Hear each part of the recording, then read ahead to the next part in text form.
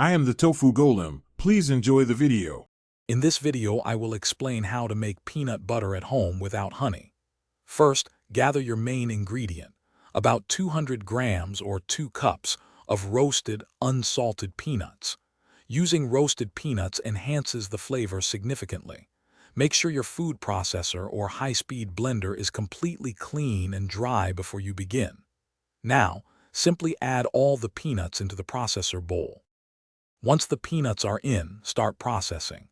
Initially, they will turn into coarse crumbs, then a thick, dry paste. Keep processing, and you'll notice the natural oils releasing, transforming the paste into a smooth, creamy butter.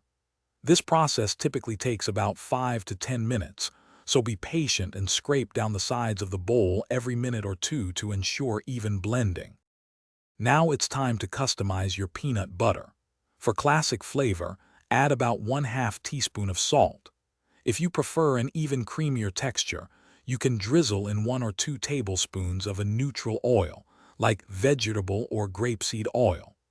You can also experiment with other flavors, such as a pinch of cinnamon or a few drops of vanilla extract, to make it uniquely yours. Once your peanut butter reaches your desired consistency and flavor, transfer it into a clean, airtight container.